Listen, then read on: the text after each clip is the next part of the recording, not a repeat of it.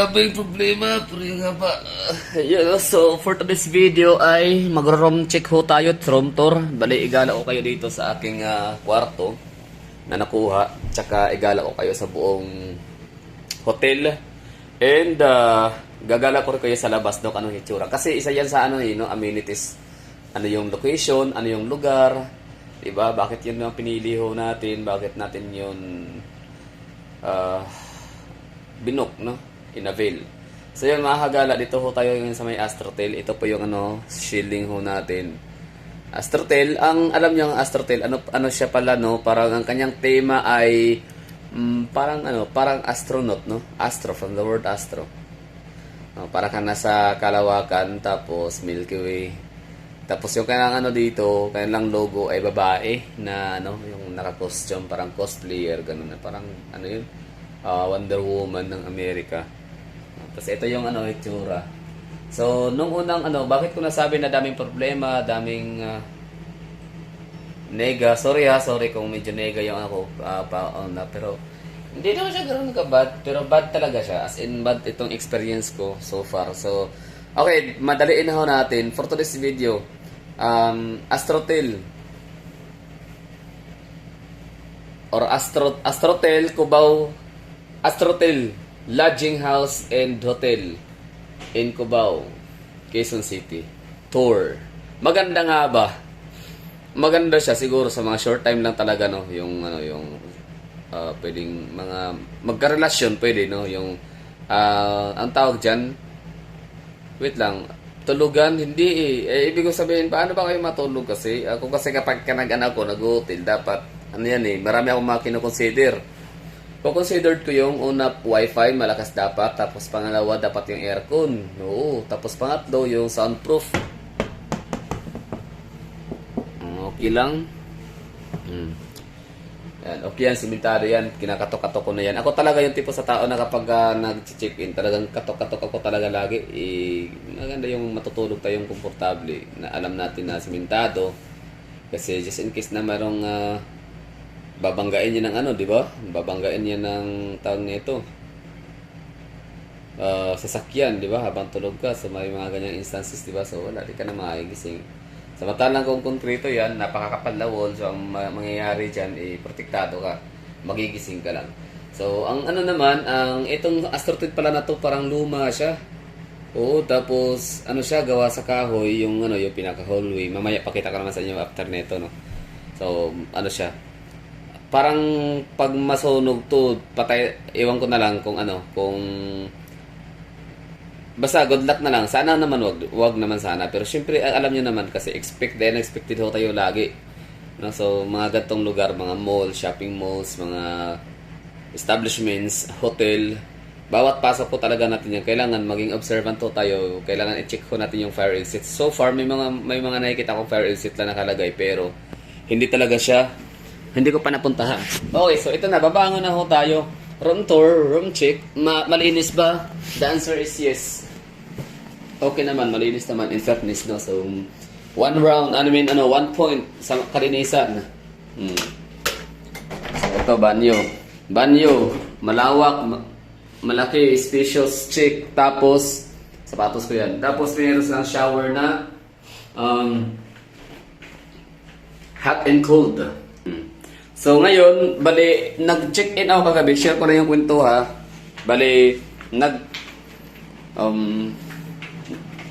eto sila nalagay na ito kasi parang nakailang ulit na akong lipat ng kwarto. So dumating ako kagabi ng alas 12 rito, galing akong Pasay. Kasi nga, umalis na ako dun sa aking tinulugan. Kasi di ko kayang magantay dun. Napakatagal pa daw ng check-out.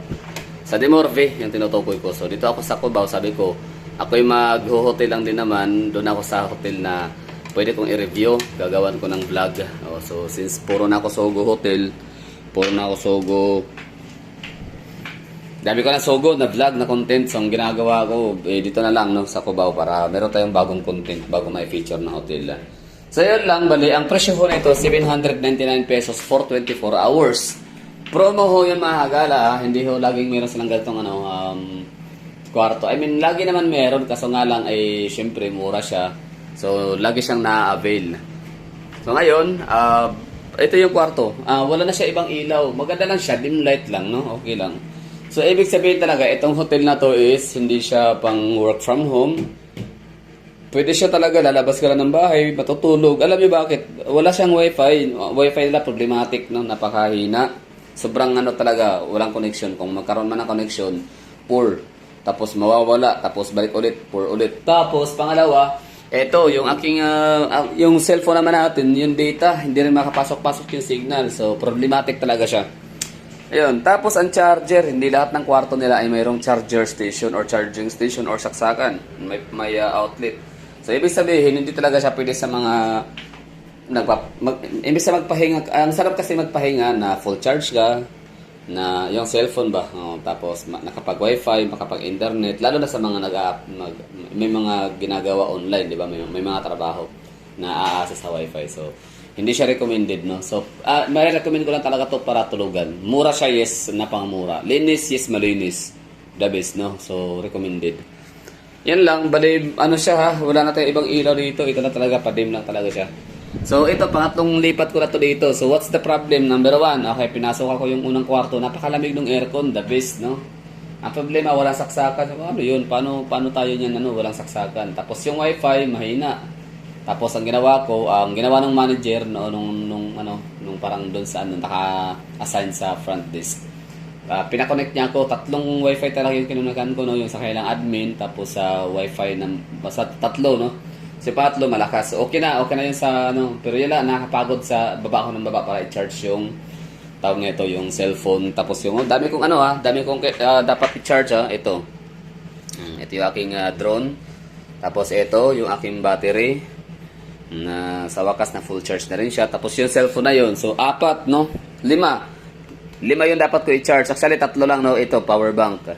Tapos i-charge ko rin yung yung isa kong cellphone na kung saan ako naka-connect sa aking hotspot.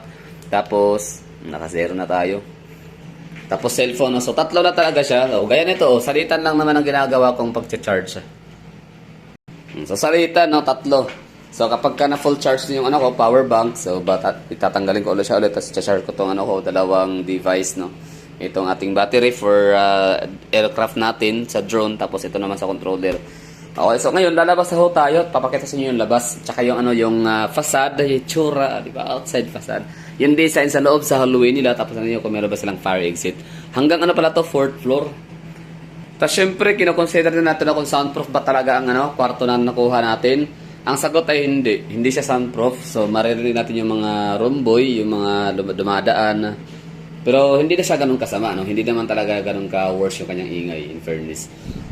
Ganda ng aircon, pero sana, basta ganun talaga, problema, una, saksakan, walang saksakan. So, wala rin, tapos lilipas sa pangalawang kwarto, may saksakan na nga, okay din ang wifi, malakas din. Ang problema naman, walang aircon. So, natulog ako ng alas 5 ng umaga, nagising ako ng alas 10, so 6, 7, 8, 9, 10. So, 5 hours lang. So, puyat pa rin kasi umalis ako ng Davao. Alam niyo ba na walang tulog for 2 nights. Tapos, dito na ako natulog nung ako nakarating sa Manila. Yun lang, doon ako natulog ng 4 na oras. Tapos, gising, punta ako sa Sikin Diwata, Paris Overload, tapos yan natulog. Basta, kulang, 7 hours. Tapos, yung after ko magkain ng Diwata Paris Overload. Tapos ito na, wala na ulit natulog, 4 hours ulit. So sana mamaya makatulog na maayos. Pero doon ako babalik ulit sa Floral Mansion kasi ng the best. So okay na So nakapag-base na ako. At ako'y lalabas na. So ba't ko nasabi pala na luma itong hotel na to? Like siguro mga 1990 pa to siguro, no. Gawa nung nila, yung parang hindi parang karton ngayon yung nilagay nila na chip or yung key card.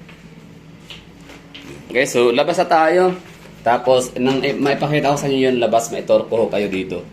So, just in case lang naman na kayo pupunta ng Cubao, tapos gusto nyo mag-experience ng hotel. Okay. Exit, sir? Dito, diretso lang. Kaliwa kayo, sir. Kaliwa, okay. Ganda ng kwarto. Kala mo talaga nasa spaceship. Nice.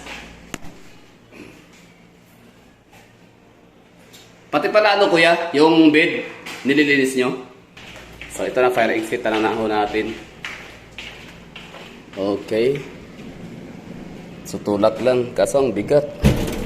Paano kung may sunog, di ba?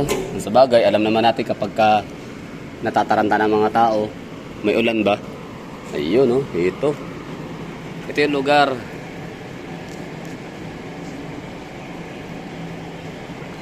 Ayan. So ito yung view natin dito. So syempre kasama to sa amenities no. Ano kayo makikita natin kapag nasa labas po tayo. Syempre ito yun. Tapos bababa tayo exit. Makulimlim dun sa unahan no. So try natin yung magpalipad ng drone. Ayun sana pwede no. Balik muna tayo sa labas mamaya. Ay ngayon na pala. So exit. So marami daw sila exit dito. Dalawa. Eh di maganda. So ito pala yung yung kaloob-looban nila. Galing no. Pati pala ko pati kutsyon pala nililinis, nire-replace nila.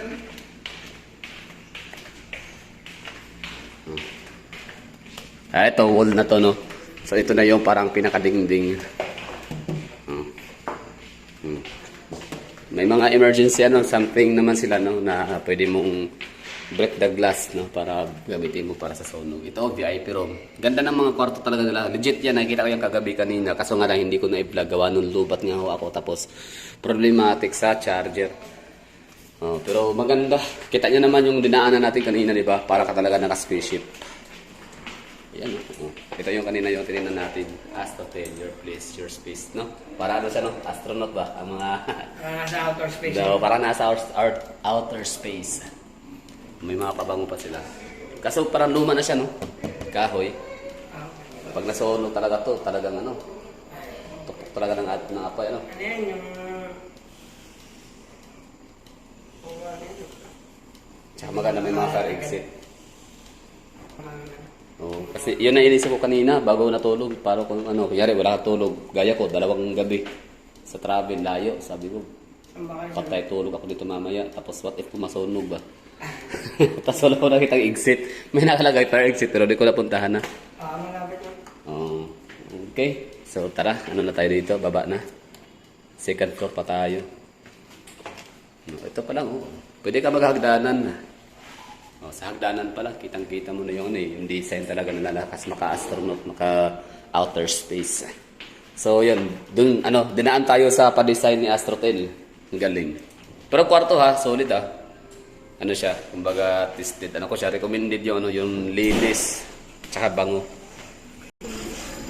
Yun ito naman yung nila, lobby area. Elevator. Tapos kung may kailangan ka, punta ka lang dito. Tapos yung kailangan yung pinaka-lobby na tingnan natin, ang ganda. May mga inumin sila dito. Alam ko sa ko sir.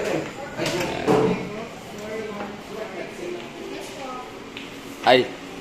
Okay, so ngayon, labas. Ito na yung labas. Yan yung kailangan pinaka-logo. Welcome to Astrotel. So, siya? Cosplayer ang datingan. So, yun kailang logo. So, dinaan tayo ni Astrotel sa pa-design, which is napakaganda ng design sa loob ng mga kwarto, pailaw. Tapos ito na yung labas, mga hagala. Araneta Market. Okay, public market nila yan. Tapos katabi niya mga pawn shop, big shop. Basta ang dami dito, kahit gabi, kahit madaling araw, mabubuhay ka talaga dito. Gawa may mga pagkainan, may mga restaurants, bukas 24/7. Tapos may mga bidyokihan, karaoke bar. So kung gusto mo talaga ng nightlife na hindi mahal, dito ka sa Cubao, ito area na to. Makakatipid ka dito. Okay, ito yung itsura ng Astrotel. So sa kabila tayo para makita natin. Paggabi naman, iba naman yung hitsura niyan. Talagang lumiliwanag. Talagang may engganyo ka talagang pumasok. Sa lahat ng hotel dito, siya talagang may pinakamagandang feature sa mga pailaw. Astrotel. Yan. More car and motorcycle parking space at the back. Please use Erid Street this way. Ayan Astrotel Staycation promo, 799 pesos for 24 hours. So ano sa tingin nyo? Maganda ba siya? Solid ba? Ito yun paglabas nyo, lakad na ng konti. Tapos MRT station, Araneta Cubao Station, Araneta Center Cubao Station, paparating na. Mga tricyclean. So sa halagang 799. Basta hindi lang kayo vlogger kagaya ko na merong ina-upload gabi-gabi na kailangan ng malakas na signal na internet connection. Okay na kayo dyan. Good na kayo. Oo. So, kung hindi naman kayo work from home, wala kayong ginagawa online, di ba? Wala kayong tinatrabaho. So, na online. So, pwede na kayo dyan. Aircon, yun lang. At saka ang maganda sa Astrotel, napaka-approachable. Lahat sila talaga ay gumagawa ng paraan para matulungan ka sa mga problema. Yan na nga ako, nakaproblema ko tatlong talaga, balik. So, itong pangatlong kwarto ko na yun, hindi ko na yun problemahin. Kumbaga, kaya na siguro. Lilipat pala ako ng ibang, doon sa may Dimorve, no? Floral Mansion, yung suki ho natin. O, ito na, EDSA. So, yun na nga, problema ko, una, kwarto, malamig ang aircon naman, kaso nga lang walang saksakan. At okay rin sana internet doon. O pangalawa, mas pinalakas ang internet. Pangalawang kwarto, mas pinalakas ang internet. May saksakan. Ang problema sa aircon, so ako napaka-precious talaga mga kagala ng tulog. Yun talaga ang pinaka-luxury, no? Sa ating buhay, yung tulog. Ang pagkain, okay lang, kahit kung talaga yung pagkain natin sa tiyan, basta yung tulog talaga, sapat.